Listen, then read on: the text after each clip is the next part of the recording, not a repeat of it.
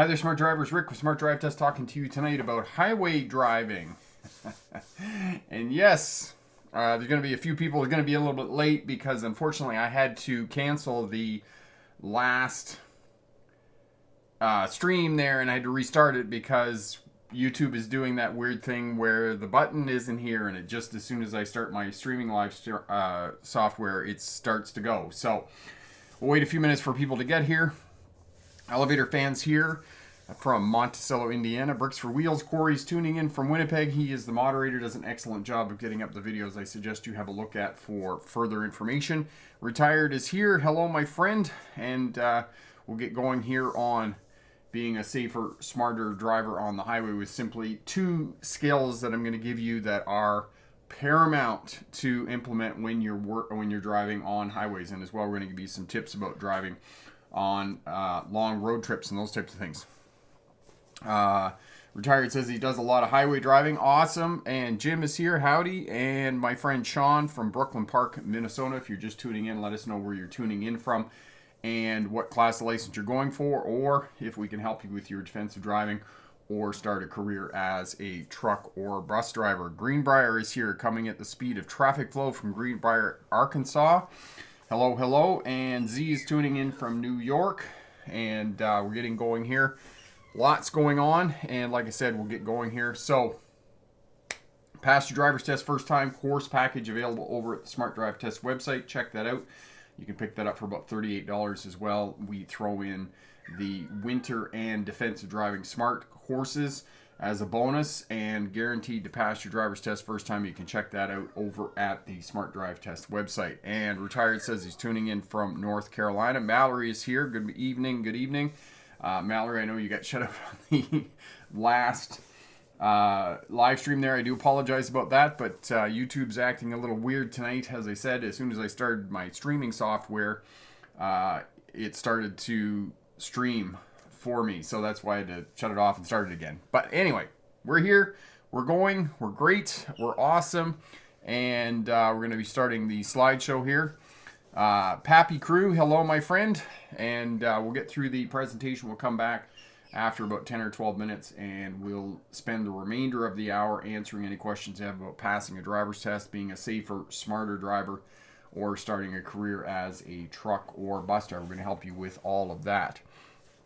And highway driving, the two skills that you need to implement: maintain space in front of your vehicle, that 3 to 4 second following distance. Corey will put the video up for you here on 5 defensive driving tips for driving on the highway, keeping yourself safer. We're going to go through 9 strategies here for both driving on the highway and longer road trips, because Easter is coming up and many of you will be traveling over Easter to see family and friends and just get out now that the world is sort of returning to normal somewhat. The plexiglass is beginning to come down in most of the stores, and we're feeling a little bit of normal coming back, so a lot of us will be traveling. Ed, hello my friend, tuning in from Boston, Massachusetts. Love the channel, driving many years, but still pick up valuable tips here. Awesome, so glad that we can help out, Ed, my friend. Elevator, I have seen people hold up traffic in the left lane squatters, indeed, yes, and please, if just use the left lane for passing and get out into the other lane. And I know, and I am guilty of this as well, I do in fact like driving in the left lane, but I'm very aware of what's going on behind me, and if traffic is coming up faster than me, faster than what I'm driving, then I will move back over to the right lane. But unfortunately, for those of us who sit in the left lane, I don't sit in the left lane all the time. If there is, the right lane is clear, I will get back over. But you have to be aware, because if you're not, and your attention wanes for a minute, somebody's going to be right up behind you on, flashing their lights or honking their horn, those types of things. Greenbrier, when I get a Class D license, I'll probably put an engine kit on a bicycle and ride on the Silver Dollar City. Top speed will 25 to 35 miles an hour, so his high vis shirt and helmet will be worn. Greenbrier, why don't you just invest the money, save your money up, and get an electric bike? Those seem to be the big trend right now, and gets a lot of people outside riding around on their bicycles and those types of things. And those things go that fast, 25 or 30 miles an hour. So they're pretty quick, and they'll get you out there. Sean, today I got hit lightly from behind while waiting for someone to cross the street at a light. And unfortunately, Sean, yes, that is going to happen. The number one crash in North America is being rear-ended. So when you're sitting, always stop back a little bit from where you're going to stop, or where you want to stop. If you're in a line of traffic, stop back one vehicle length from the vehicle in front of you. That way you can watch in the center mirror, and if the person coming up behind you is coming up too fast, then you can move forward, flash your brake lights, and have some defensive posturing so that you can prevent getting rear-ended. Marty, how often do CDL holders in Canada need a new DOT medical card? Marty, as a rule, it's every 5 years you have to get a medical to maintain your CDL license in Canada. Noah, I'm still too scared to drive on the highway. Hopefully we can get you over that. Noah, we can get you going. Greenbrier, I prefer gas to batteries because e-bikes take forever to charge. Yeah, but you're not going to be riding it forever, and you can charge it up overnight for sure. So, elevator, I like using cruise control when driving on highways and interstates because I can save fuel. Yes, you can, and that's one of the other things that I'm going to talk about is using cruise control. So let's get over to the presentation here. We'll get through that, and then we'll come back and we'll answer the remainder of your questions. So highway driving and road trips is what we're talking about tonight. Two skills that I talked about: maintaining space in front, 3 to 5 seconds, and you can count rhinosaurs. 1 rhinosaur, 2 rhinosaur, 3 rhinosaur. So the vehicle in front of you goes past a fixed object. As soon as the vehicle in front of you goes past the fixed object, you start counting. 1 rhinosaur, 2 rhinosaur, 3 rhinosaur, and you should be at minimum 3 rhinosaurs when you're following on the highway. That's going to keep you safe as well. Stay out of the clusters on the highway. For whatever reasons it's beyond my scope and ability to understand, drivers like to drive in clusters. And if you can get through the clusters quickly and then get out into the spaces between the clusters, you're going to be a safer, smarter driver on the highways. For those of you new to Smart Drive Test, my name is Rick August. I was a driving truck driver in the 1990s. Bear with me one sec. There we go. Okay. Truck driver in the 1990s, licensed commercial driving instructor in 1997. Most of my career has been with commercial driving, semi-trucks and air brakes, buses and whatnot. And 2006, graduated from the University of Melbourne in Australia with my degree in legal history, which is the study of policing, courts, and prisons. As many of you may know, my expertise is in policing as it relates to traffic. While I was going to university, I drove buses for Greyhound, one of the regional bus lines there in Australia. And 2015, I started the Smart Drive Test YouTube channel. It has been wildly more successful than than I could have ever imagined. And check that out. Check out the Smart Drive Test website. Check out the social media. Lots of great stuff there that will help you out to be a safer, smarter driver and to earn your driver's license. Good stuff to check out. Post-pandemic driving. Some people have anxiety around driving after the pandemic, getting back to driving. So check out this video. Both of these, the podcast and the video, are down in the description below the video. So have a look at that information. Check out the podcast over at the Smart Drive Test website and get some good information there as well. First thing you want to do, winter car care, and we're coming into spring, and there's a lot of information. What is the noise? The noise in the background would be the puppy, which I put in the cage, and unfortunately now the puppy's making noise because this is what puppies do when you're training them. Anyway, back to the presentation. We're coming into spring. All of this information in the winter car care video is applicable to your vehicle in the spring. Check all your fluids, check your tire pressure, check your wiper blades, your engine oil, and if you don't know how to do any of that, then vehicle preparation. Take the vehicle to an auto technician and get them to do it. All right. Navigation. Make sure that on the highway you know where you're going. Google Maps, your GPS. Don't just rely on your GPS if you haven't been to the place you're going before. You need to look at Google Maps. Get help. Call for directions. Ask people for landmarks and those types of things. because your GPS isn't always going to be reliable, and actually finding a specific address is going to take some work in terms of when you're locating that and driving along the roadway. So, children, if you're traveling with children, make sure that you have lots of supplies and whatnot in the in the vehicle. No, not cats outside fighting. It's the puppy in the cage is what's making the noise.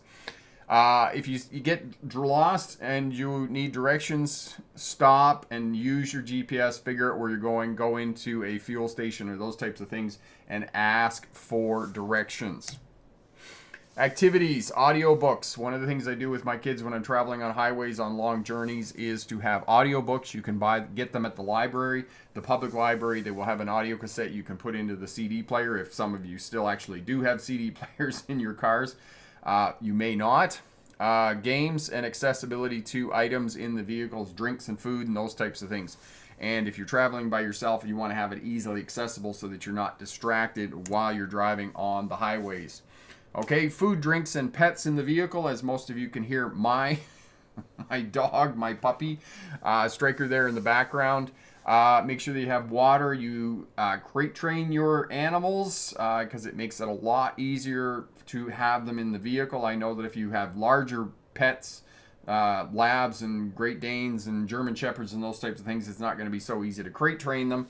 But if you have smaller dogs, I do encourage you strongly to crate train them because it makes it a lot easier to travel in the vehicle. So make sure you have food and drinks, not just for your children, but also for your animals.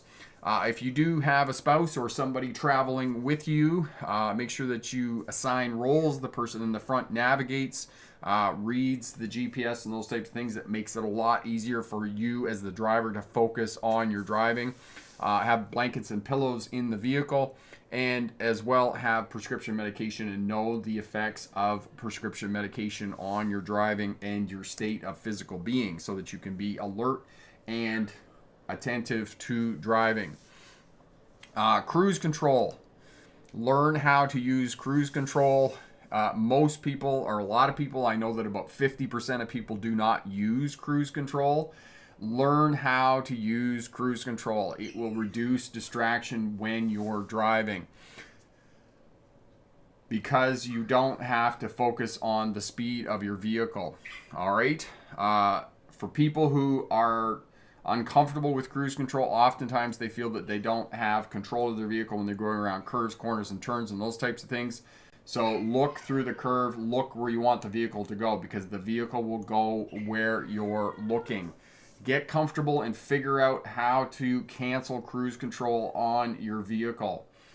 That's probably the biggest thing for most people. And most newer cruises control are newer vehicles are going to have a cruise control. They're going to have a cancel button. Yes, you can hit the brakes, but in many situations, it's not the best response to hit the brake pedal, because you're going to activate the brake lights and the people behind you think you're going to be slowing. So learn how to use the cancel button. My older Honda CR-V, I just simply have to touch the clutch and it will disengage the cruise control on the vehicle. But as I said, most newer vehicles will have a cancel button, and just figure out how to use that cancel button so that you can just kind of hover your finger over it if you get into a situation where traffic is closing up or getting closer together in front of you. Night driving. Drowsy drivers, rest in pieces, okay? Know that nothing will work. You can't roll down the window, turn up the radio, drink coffee, those types of things. All of that is not going to help you to stay awake. If you are tired and you are beginning to nod your head and your eyes are starting to close and you are struggling to stay awake, get into a rest area, get off the roadway, and get yourself a couple of hours of KIP or 20 minutes or whatever. All of that is going to help you out to keep you safe when you're driving on the roadways. You can't fight it. You can't stay awake. You have to get some sleep. So if you can fall asleep in the car for 20 minutes, an hour or whatnot, and get going again, that's going to help you to stay awake and to be safe on the roadways. So staying awake. Also know that you're susceptible to falling asleep between 2 and 5 in the afternoon and 2 and 5 in the morning. That's when our body naturally wants to go to sleep. So know that those are the danger times. And I'm currently working on a case where a dump truck broke down on the side of the road, and the person in the Toyota Corolla fell asleep, ran into the dump truck on the side of the road, and was killed. So it's unfortunately going to happen when you're driving. Elevator fan, he's still going. The puppy's still making noise there in the background, so that's what you're hearing. Breaks. Take breaks every couple of hours. Plan your breaks when you're planning your trip. You can do this on Google Maps, especially if you're traveling with pets or you're traveling with children. Figure out a place where you can stop. Some place that has access to facilities where you can go to the toilet. You can take your dog out and they can go for a run, or you can take them for a walk. Your kids can get out at the park. We're heading back down to Victoria here over the March break. And we know it's about 2.5, 3 hours from here to Hope. And there's a nice playground there in Hope. There's a coffee shop there. We can get a coffee with facilities and those types of things. So plan these when you're on your highway trips and you're stopping with kids and those types of things. And know that if you eat a big meal, mashed potatoes, hamburgers, french fries, and all those types of things, all of this is going to weigh heavy on your body, and it's going to make you sleepy, especially in the afternoon. Know that. Again, coming back to the kind of 2 to 5 in the afternoon, your biological clock dips and you potentially could fall asleep. Okay, comfort and clothing. If you're in your vehicle for more than 20 minutes, take off heavy jackets, heavy clothes, and those types of things, and be comfortable in the vehicle when you're driving. Again, you're going to be using cruise control, so you're going to be moving around in the seat. You're going to be adjusting your feet in the footwells and those types of things, and all of this is going to keep the blood flowing and help you to keep alert. Have emergency clothes in the vehicle in case something happens, especially this time of year if you're driving in the mountains or places where they have questionable weather, because the weather can change a lot at this time of year. Back supports if you need them. Have a charge cable for your phone. Most of us do in this day and age in our vehicles, but you need to call for help. You need to have your phone charged to be able to call for help. Accessibility to CDs, medication, water, and glasses, and all of those types of things that you may need at a quick, to be able to not be distracted and take your focus off the roadway. So know where all of that stuff is. And if you need to find something, pull off on the side of the road and look for it in a safe place. Never stop on the side of a highway, the side of a freeway. It is not a safe place to stop unless it is an emergency. Emergency stops and breakdowns. If you don't know how to change a tire, there is a video here on the channel that will teach you how to change a tire. But if you're not comfortable and you haven't done it before, get roadside assistance, AAA, CAA, the Automobile Association of America, or the Canadian Automobile Association. It's a little more than $100 a year, and they will come out and change your tires. They will put fuel in your vehicle if you run it out of fuel. On that note of fuel, don't let your vehicle run below a quarter of a tank. Not only is it hard on the fuel pump, most modern fuel pumps in cars are both lubricated and cooled by the fuel in the tank. So if you let it run down empty all of the time, eventually what's going to happen is prematurely you're going to wear out the fuel pump on your car. So keep more than a quarter of a tank of fuel in your fuel tank, because then that way the fuel pump doesn't become exposed. It doesn't pull all that dirt and grit and grime out of the bottom of the fuel tank, and as well it's lubricated and it's cooled. So if you do that, you're going to prolong the life of the fuel pump in your car. Have a survival kit, have a cell phone charging cable, and if you do break down and you can limp the car to an off-ramp or to a rest area or something like that, then do that. Even if you have a flat tire, limp it up to a off-ramp and those types of things, and that's going to keep you safe. If you do have to pull over on the side of the road, get off the road as much as you can to keep yourself safe when you're there. And if you got kids in the vehicle, keep them inside the vehicle. Don't let them out, because they could run around or something could happen, and those types of things. For example, we broke down in the buggy there a few months back, and there was one place on the highway we could not get the vehicle completely off the traveled portion of the roadway. So it was a little bit dicey there for a bit when the buggy broke down. So good luck on your driver's test, and remember, pick the best answer, not necessarily the right answer. And yes, Puppy has finally stopped making noise. And we're back, and it's quiet, and you can just hear me and not Puppy in the background. Elevator fan, if you were staying at a hotel, make your reservation ahead of time. Yes, Elevator.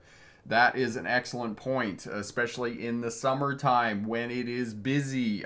2 years ago, we drove to Ontario from here, which is 2,300 miles from here and back. I booked all the hotels on the way back. Now, no, for most of you, if you're traveling in the daytime and you're looking how to figure this out on Google Maps, know that you can drive about 5, maybe 600 miles in a day in an 8-hour day. Okay, by the time you take breaks, stop for fuel and those types of things, you can drive 500, 600 miles in a day. Maybe a little bit more if there are 2 of you who are sharing the driving, but if it's one person, 500 or 600 miles. So it's pretty easy to figure out where you're going to be if you're taking a multi-day trip. And exactly what Elevator fan said here, book your hotels. We stopped at one hotel that we had a reservation at, and the person come in behind me and they were asking if they had any vacancy, and they said, oh, we've been to 8 or 9 different hotels and nobody has vacancy. So in the summertime, make a reservation. Even if you phone half a day ahead, it's going to be better than just showing up and hoping on a wing and a prayer that you're going to get a reservation at a hotel. John, could we consider a reckless driving when turning at the red lights? You could, John, if you don't come to a complete stop first. You have to come to a complete stop first at red light intersections. And some years ago, I was teaching a guy to a Class 1 license, and he was refusing to take driver's lessons. He didn't want to pay for it. He thought he could just come in, do a couple hours before the test and go down. And he'd been pulling those construction trailers around and those types of things. And so we come up to a T intersection. It was a traffic light. And I said to him, I said, okay, take a right here at the intersection. He comes up to the intersection, whips around the corner. And I started laughing, and he's like, what are you laughing about? And I said, well, the last time I checked, red light meant stop. So yes, you can turn right at a red light so long as signs don't prohibit it, and you come to a complete stop at the correct stopping position first. Otherwise, no, you can't turn right on a red light. So know that. Jim, my vehicle doesn't have cruise control. Would you recommend putting in a steering wheel aftermarket kit? Jim, you can. It's kind of a pain in the butt, but it depends if you've driven cars before, Jim, that have cruise control and you know how to use it. But I don't know whether I would go to that much trouble to put one in. I just simply would never buy a vehicle that wasn't fitted with cruise control. Personally, I love cruise control, so I don't know whether you would think that it would be worth that investment or not. Marion, I wish you would have taught me how to drive, Rick. You are very knowledgeable. Thank you, Marion. I appreciate that. We use, and the other comment Marion left here, we use cruise control and we hit the Coca-Cola, then we have to cancel, otherwise the car over revs and overheats the car. Yes, for those of you who are not familiar with the Coca-Cola and the mountains and Snoqualmie Pass and those types of places, I know exactly what Marion is talking about, and my vehicle, the old buggy, it will not go up the hills in passing gear. It's not like the newer vehicles where you just put it on cruise control and it will stay at that speed regardless of what kind of terrain you're on.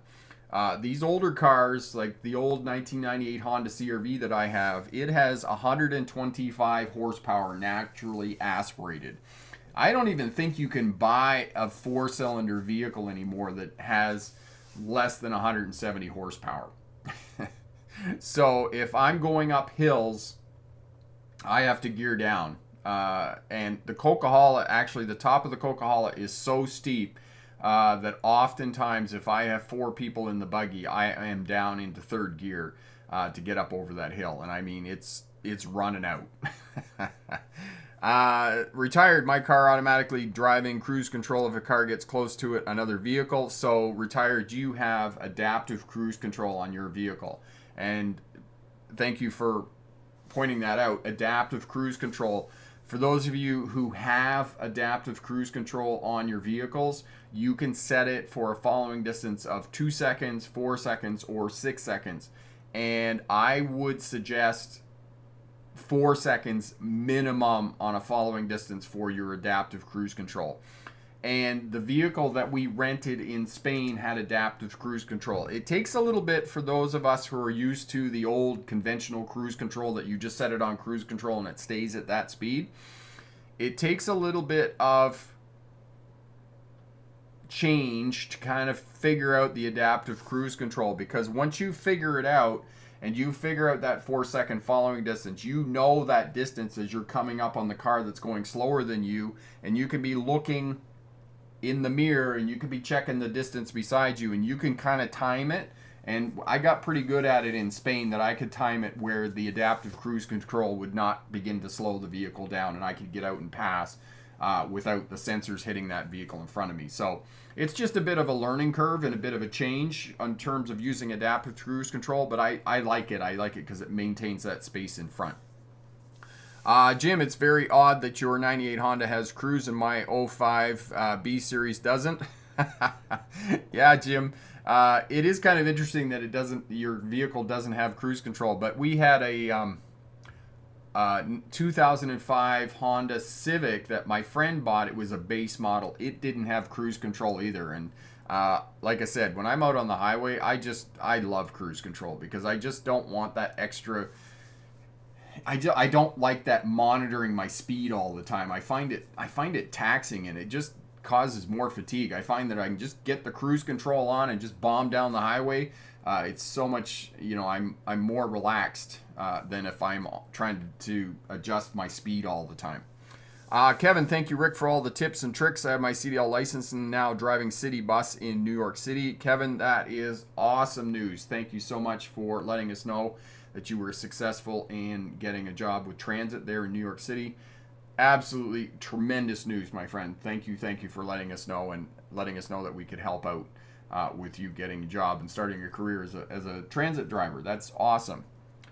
Elevator, I like driving on highways and interstates because they don't have any stop signs or stoplights. Yes, that is one of the nice things, Elevator fan, for sure, about driving on highways and interstates. Mallory, you can even make reservations for the different ferry boats you're going to be on if you're traveling a long distance, and that is true, Mallory. Yes, you can reserve the ferries and BC ferries. Now you could probably hear the house phone ringing in the background. I got all kinds of sounds going on. The ferries, yes, and we're, like as I said, we're going to Victoria, British Columbia, which is on Vancouver Island. And you have to take a ferry to get there, and yes, you can reserve the ferry. Now, BC Ferries, in all their great wisdom, it's supposed to be part of the British Columbia highway system. They charge $30 for a reservation. So on top of the fare of the cost of getting your vehicle on and getting people on the ferry, it's also $30 to reserve the ferry, which you would think that it would be in their interest that reservations would be free, and then they would know how many people were coming. But I have spent a lot of time at the quay waiting for the ferry, and for me now, it is I just pay the $60 for the reservation, because then I know when I show up, I'm going to show up at a certain time. I have to be there half an hour before the ferry leaves, and I know that I'm going to get on the boat.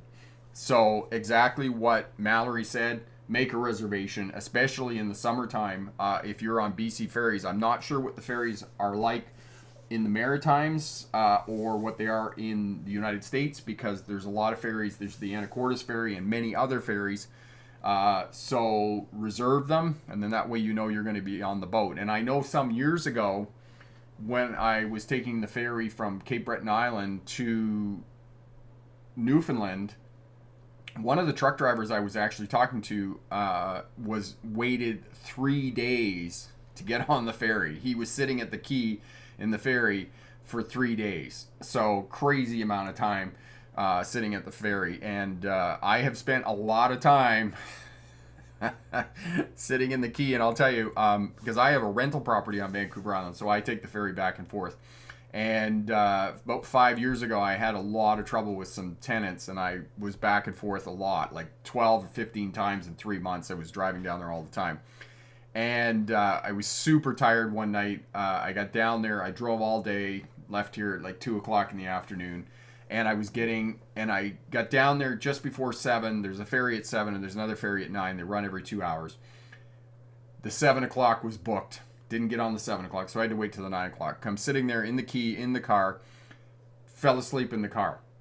And so the 9 o'clock comes in, and all of a sudden I'm sound asleep in the car. Like, I mean, super asleep. Somebody taps on the window in the car, and I'm like, who are you? Like, where am I and who are you?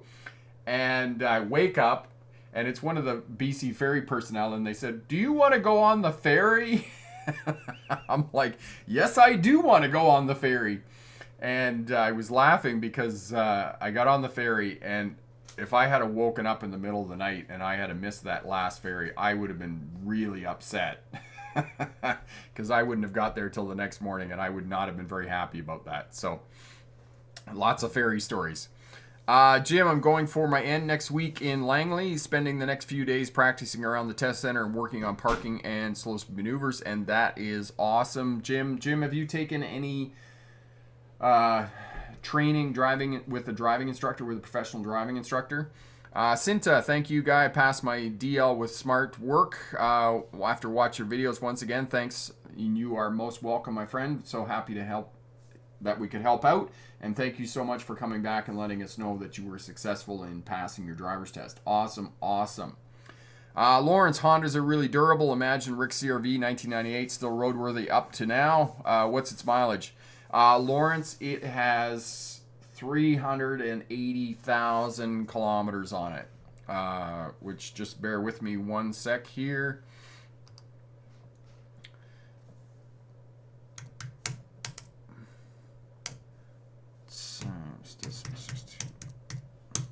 Which is 236,000 miles on it. So that's how many miles it has on the old Honda Buggy. And it's still going. It's still, I've had some work done to it. Now, I've done a bit of work to it because at 300,000, they start needing a bit of work. Muffler, catalytic converter, shocks, springs, struts, those types of things, tires, of course. The engine's had a few issues, but I put some money into it. I've looked after it too, so and done some body work on it and whatnot. But it's been a good car and has rarely left me on the side of the road. And I had a brand new Subaru WRX that left me on the side of the road once. So yeah, older cars, they do what they do. And when I drove it across Canada to Ontario a couple of years ago, people said to me, "Oh, what happens if it breaks down?" I said, "Well, I get it towed and get it fixed, or I replace it if it's not going to keep going." But it just keeps on going. Marion, what? I thought it was $17 to book a reservation. Yikes. Marion, no, my understanding, it might be $17. I might be incorrect on that, Marion. I might have to check that again, but I thought it was $30. I don't know why I have $30 stuck in my head, but you might be right on that.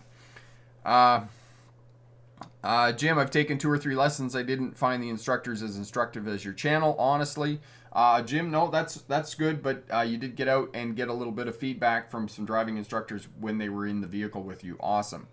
Elevator, always allow time for heavy traffic and road construction along your route. Yes, and there are lots, and that's an excellent point, Elevator fan. Thank you for that. There are lots of websites in your state and your DMV, those types of things, that will give you the information about construction and road closures and those types of things.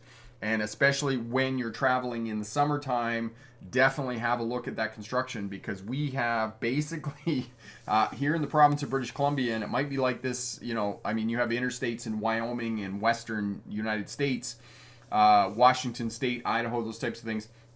They will have construction and they will have detours or road closures and those types of things. We've had major work here on the Trans-Canada near Golden, and there have been shutdowns. And when they shut the highway down, the Trans-Canada Highway, there's an hour and a half detour around the construction, because really we only have one east-west highway through the province of British Columbia. So if you're going on these road trips and those types of things, definitely have a look at these road closures. Look these up first. It's going to reduce a lot of stress, because if you get there and you find yourself, oh my God, I got to sit here for an hour, before the road opens up again. And sometimes they will do that. They will do alternating shutdowns where they shut the road down for half an hour or an hour because they're blasting. If they have a rock face or those types of things that they're taking out or moving, they will be blasting. And when they're blasting with dynamite to remove the rock face, there's going to be road closures for half an hour, maybe 2 hours. So you can time it so that you're not sitting on the roadway waiting for the road to open up again. So definitely have a look at that when you're planning your trips and those types of things. Kevin, or can you drive in New York City where construction is happening all the time? Yes. That's the other thing is that there's going to be a lot of places where there's just going to be construction all the time. But on longer trips and those types of things, you can definitely avoid some of that because you can look it up and you can time and know when it's going to happen and whatnot. Marion, Drive BC is very good for the information on road conditions, and yes, it is here in the province of British Columbia, and there are similar sites around in the United States and other places and whatnot. So you can definitely look that up. And of course, Twitter is a great place for instant information on updates and traffic crashes and those types of things, because they're going to post all of this information on these sites to try and keep traffic flowing as best as possible. Mallory, on the ferries between Nova Scotia and PEI, it is a great idea to make a reservation. Yes, thank you for that, and definitely make a reservation on the ferries. It's going to save you time because then you can plan accordingly. For example, we know here that it's 5.5 hours, 6 hours for us to get from here to the ferry, and breaks, and then you're going to have to be there half an hour before the ferry sails. So excuse me.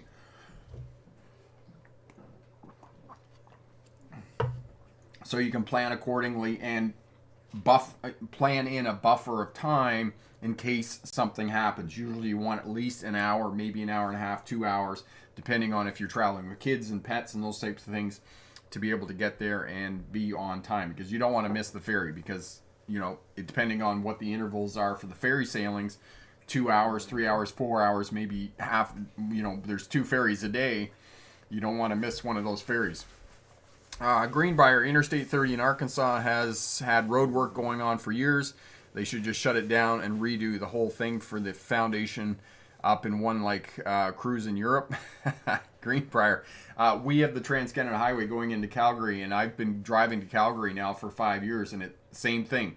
It seems like every time you drive there, they're still doing construction. It's like Interstate 30 in Arkansas. They're always doing road work there. Here's my friend Rob. Hello, Rob from Nickel City Driving Lessons. Hello, my friend. Just driving by to say hi. How are things in Sudbury? Are you getting any spring there at all, my friend? Noah, how would you start even to drive on the highway? Noah, what I would suggest is that you start driving later in the day, earlier in the morning, when there's less traffic. Go with a mentor, somebody else. So Noah has some anxiety around driving on the highways, or if you're a beginner driver, a new driver, work with somebody else. Maybe consider going with a driving instructor to get out on the roadways, to get out on the highways and start driving. It can be a bit intimidating at the beginning because you're driving at such high speeds. You're driving at 60 miles an hour, 70 miles an hour, some instances 80 miles an hour. The Trans-Canada Highway, for example, here in British Columbia is 80 miles an hour. It's 130 kilometers an hour, or rather, sorry, it's 120 kilometers an hour, which is 75 miles an hour. So it's very fast, but to compensate or to be able to deal with those higher road speeds, you got to be looking farther down the road, predicting what other road users are going to be doing. Obviously, you're not going to have pedestrians and cyclists and slow-moving traffic and those types of things in the highway. You're just going to have other cars, trucks, motorcycles, campers, trailers, and whatnot. So that's one thing. You're not going to have those slower road users on the roadway.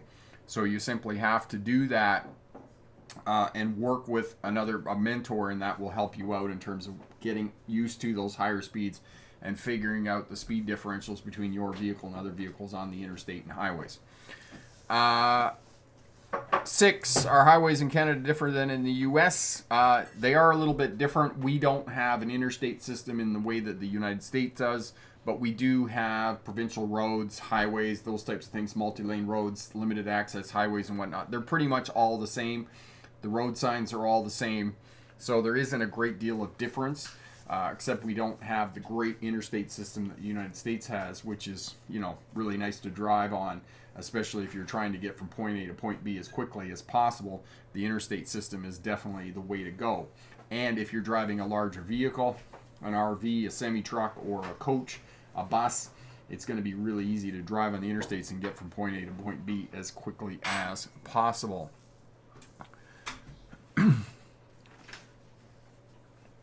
Jim said, I have a tendency to look at my dials too much, watching the speed as opposed to doing a regular scan. And yes, Jim, if you're driving a vehicle that doesn't have cruise control, that's one of the things you're going to be looking at the instrument panel a lot to control your speed. And as I said, this is potentially, it can lead into a distraction. And this is one of the reasons why I advocate cruise control so much when you're driving on highways, because it's going to allow you to focus on the task of driving.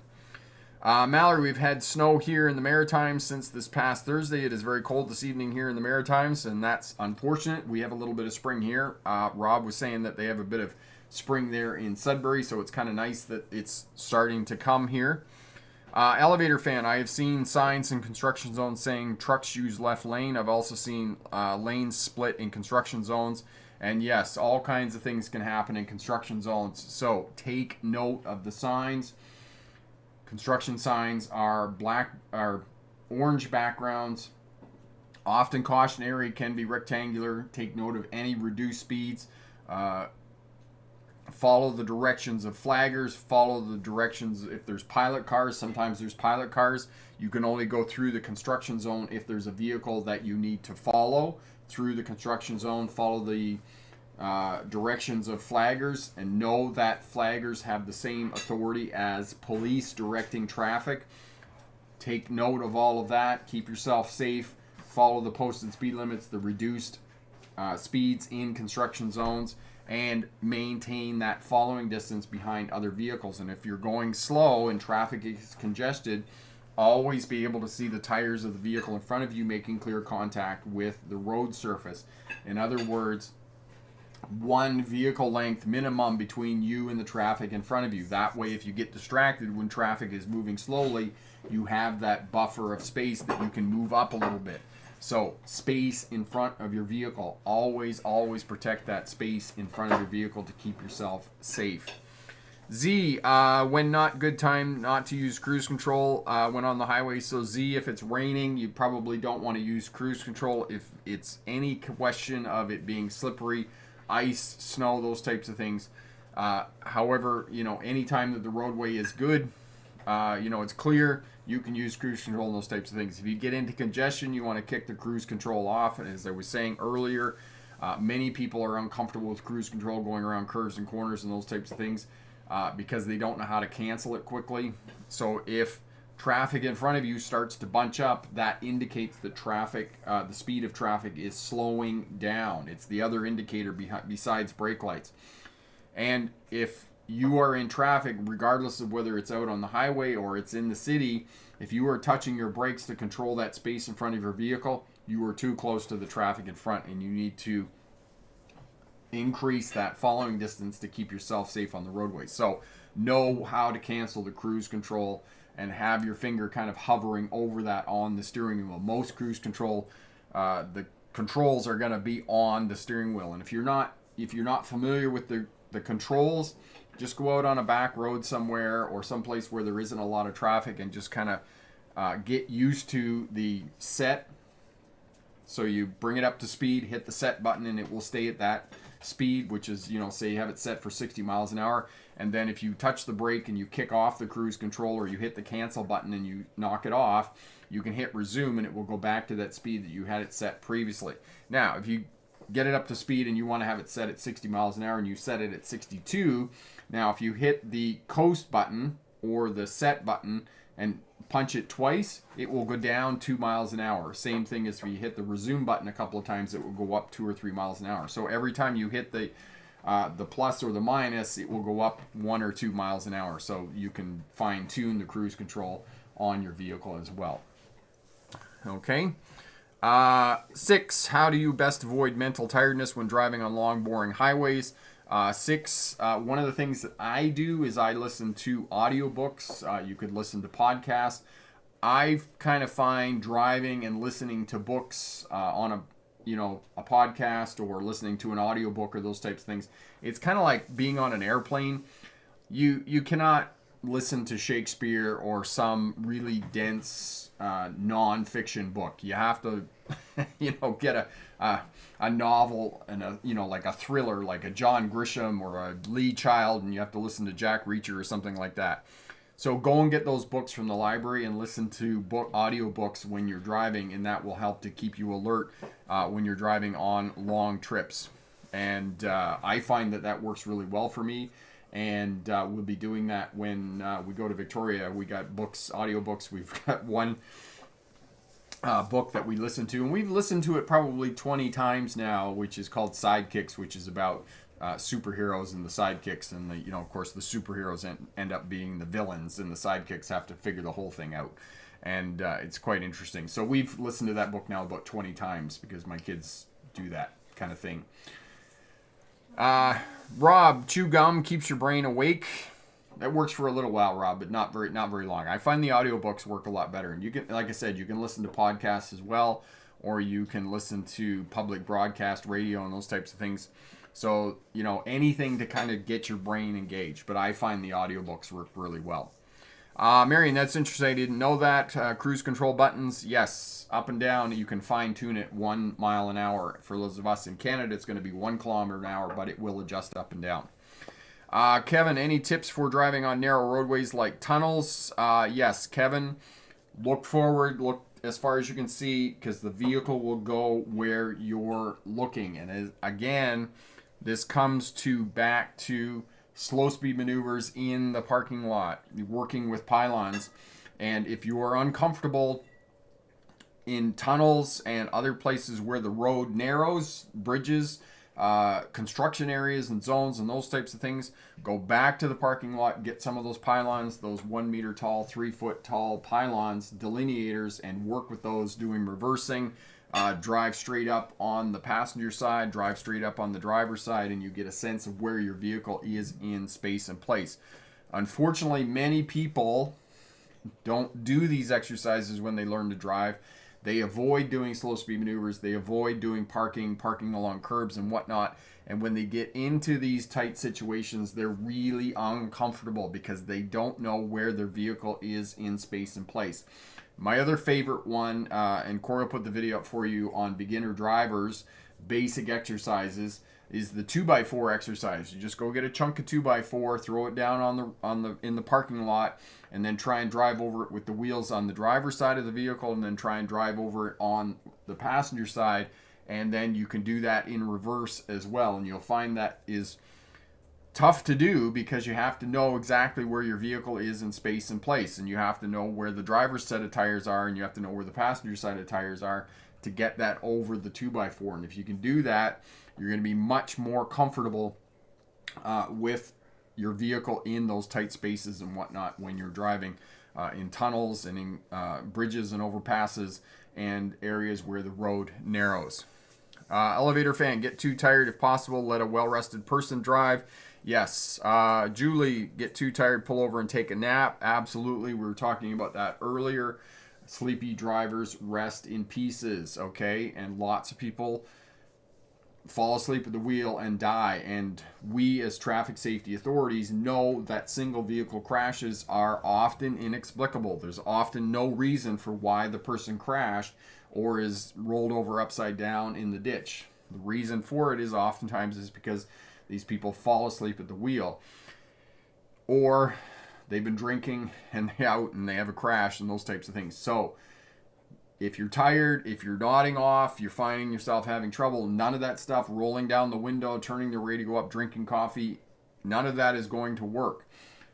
Pull over, get some sleep, whether it's 20 minutes, whether it's an hour, all of that's going to help out. All of that's going to keep you safe when you're driving. Marion, that was my very first lesson, learning about curbs and narrow places. And I'm happy to hear that, Marion, that the instructor that you're working with worked with you with those curbs and narrow places and getting you to figure out where your vehicle was in space and place. Because not only that, it's gives you mastery of the primary controls of the vehicle, the steering wheel, the accelerator, and the brake, because you have to figure out how to use those when you're in these tight spaces. So all of that will help you out when you're driving and make you a better driver overall. And I say this to students who are learning how to drive all the time. And even if you're uncomfortable with parallel parking or parking along a curb or those types of things, you can go back to these basics. Slow speed maneuvers are to driving what scales are to music. They are what drills are to sports. It's the fundamentals of driving. And if you can do that and learn that, you're going to be a better driver overall when you get out onto the highways and in traffic, and you're going to be more comfortable in these tighter spaces. Kevin, we went through all of that. Awesome.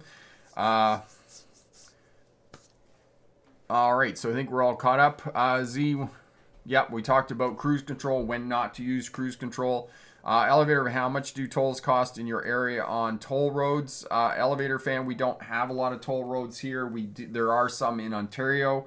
There's a lot on the eastern seaboard of the United States, in New York, New Jersey, Connecticut, those types of things. Lots of tolls there. They can, they vary depending on where you're driving and whatnot. But sometimes it's better to take the whole toll roads and simply pay the toll. It's either pay the toll or pay your time. Because, for example, in Toronto, the 401 goes east-west through Toronto, Ontario, Canada. And most of the time you're going to sit in congestion. Personally, I would rather just pay the toll and take the 407 over, and you're just going to cruise all the way east-west through Toronto, and it's going to be a lot easier. Malik, passed your driver's test. That is awesome, my friend. Thank you so much for stopping back and letting us know that you were successful on passing your driver's test. Congratulations. And what did you do to celebrate passing your test? Julie, no tolls in Connecticut. Are you sure there's no tolls in Connecticut, Julie? I thought it was a long time ago when I was there, so I could be completely wrong, but I thought there was tolls on I-95, but maybe not. Malik, I still feel scared though, but I will pass with practice. Yes, and the more exposure you get to it, the more driving you get under your belt, you're going to be get more comfortable with driving for sure. Awesome. Greenbrier, the best way to wash a car is with a microfiber mitt and pressure washer with automotive soap, not dish soap. Yes, definitely automotive soap, car wash soap. I like Meguiar's Gold, and I'm not being... I'm not established with a brand. I don't have a brand deal with Meguiar's. I would not recommend you pressure washing your vehicle. Unless you're in the wintertime at one of those car washes, then yes, you can just spray the dirt and salt and whatnot off your vehicle. But the best way, if you love your vehicle and you really, really want to treat it nice, don't use a pressure washer. Use a hand mitt and wash your vehicle. And just use a garden hose to spray the water. The pressure washers will tend to eventually, over time, lift the trim and plastic parts on your vehicle. It's not good for your vehicles. But like I said, in the wintertime, it's unavoidable if you want to go down to those self-serve wash bays and whatnot. Also, those automatic washing things, they're pretty hard on your vehicles as well. If you can hand wash your car, that's kind of the cat's meow in terms of your washing, getting your car clean. Crystal, hello, my friend. Dishwasher soap. Marion, I'll tell you a story about that. For years and years, I refused to buy car wash soap for my car. And, always use dish soap, laundry soap, whatever I had hanging around. And I was at a friend of mine, and he had automotive soap. And I used that on the buggy, and I looked at it afterwards and like, holy cow, is that thing ever clean? Because dishwasher soap and laundry soap will leave spots on your vehicle, watermarks, whereas car soap, if you don't wash it in direct sunlight, it is specifically designed not to have those water spots on your vehicle. So spend a little bit of money and use the the car wash soap. I find it really good. I actually invest the money in Meguiar's Gold automotive soap. Really good. Chris, but that's the reason. It's the water spots. Other soaps will leave water spots on your car, whereas car soap won't. Julie, get an easy pass for those areas and make sure it covers. Yes, and that is going to save you a lot of money. Absolutely, for sure.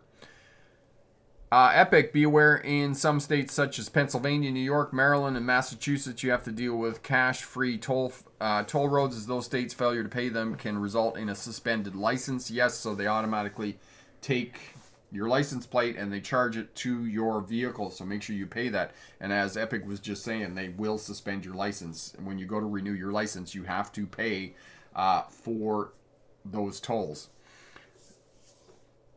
Elevator, I always say open sesame at the toll booths to make the gate open. It is my thing. Awesome. And yes, we had to pay tolls when I was in Spain. There were tolls and we just used a credit card. You could actually stop and use your credit card. Avery, do you guys have any videos about things to look out for on the roads? I feel like I'm always forgetting something. Also, whenever I'm at a busy T intersection, I get really scared. Yes, Avery. Intersections, yes. Look for intersections, and Corey will put up the video for you on intersections, and you want to locate and identify intersections because more than 40% of crashes happen at intersections. So if you can locate these intersections, then you can identify potential hazards that you could strike. Intersections are also the place where you're most likely to encounter vulnerable road users, pedestrians, cyclists, motorcycle riders. So pay attention, scan the intersection, track and map road users at the intersection and those people or those road users that potentially are going to cross your path of travel. So locate, scan intersections, map road users, and track their movement and those road users that are going to cross your path of travel. That will make you a safer, smarter driver when you're driving. Elevator fan, what are cash-free toll roads? Elevator fan, cash-free toll roads. Those are simply toll roads where you go across. It's a bridge or a toll road, and they take a picture of your license plate, and they have access to the registration on your vehicle, and they send you the bill in the mail. Or if you have an Easy Pass, as was mentioned here, Julie said an Easy Pass, then they will simply track how many miles you drove on toll roads, and at the end of the month they will charge it to your Easy Pass and you pay on your Easy Pass. So those are cashless toll roads, and most places now, most toll roads, most toll bridges, they are all cash free. There's nobody there, there's not a toll booth, you can't pay in those types of things. They just take a picture of your license and they send it to you.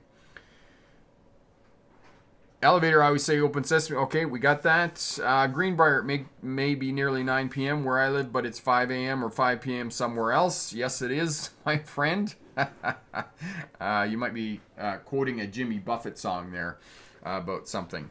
Jackie, I passed on my third try. Don't give up. Keep practicing, and that is awesome. Congratulations on passing, Jackie, and dropping back and letting us know that you were successful on passing your driver's test. Awesome, awesome news, my friend. What did you do to go and celebrate? And dropping back, letting us know. Awesome. All right. Excellent. So, 2 tips for driving on a highway and keeping yourself safe. Stay out of the clusters on the highway and maintain that 3 to 4 second following distance. And rhinosaurs, if you want to know what rhinosaurs are, check out the 5 driving tips for driving on a highway and keeping yourself safe. Stay to the end. You can see me having a bit of a laughing fit. And where rhinosaur comes from is I was going to do the counting thing and show you how to measure your following distance. And I was going to say rhinoceros, and my brain kind of got stuck halfway through saying rhinoceros, and I was going to say dinosaur, and I ended up with a rhinosaur. So that's where rhinosaur came from. And in the process of doing that in the car, and I was driving and shooting the video, I had a bit of a laughing fit at the end of that video. So that's where rhinosaur comes from. And the grays here in British Columbia, and mating season is coming up in June. So if you want to come out and have a holiday, you can see the rhinoceros in their natural habitat here in British Columbia. Fred, hello, my friend. We are nearing the end here, but welcome, and have a look at the video, and we'll definitely help you out. Jim, I use Mississippi's, but potato. Yes, that all works as well, Jim. Pick your big word that you can use for counting how far you are following behind other vehicles. For those of you coming up for a driver's test, check out Pass Your Driver's Test First Time Course Package over at the Smart Drive Test website. As a bonus, we throw in both the winter and defensive driving smart courses, and $38 guaranteed to pass your driver's test first time. Check that out. And if anybody has any questions, leave a comment down in the comment section there. If you're watching now and I didn't get to your question, or if you're watching on the replay, leave a comment down in the comment section. And I was going to go get the puppy because he was making noise. Where's the puppy? Oh, the puppy's coming. Here, we're going to show you the puppy that was making all of the noise previously when I put it in its kennel. Yes. Here the puppy. Here the puppy making the noise. Yes, this is the noisemaker right here. Yes. Just look right there and say hello, everybody. Hello, smart drivers. Yes, this is Striker. Striker was the one making the noise. Yes, because he doesn't know that you're on the live stream. All right, there we go. All right. Okay, excellent. Good night, everybody. All the best. And remember, pick the best answer, not necessarily the right answer. Have a great night. Bye now. Chicken.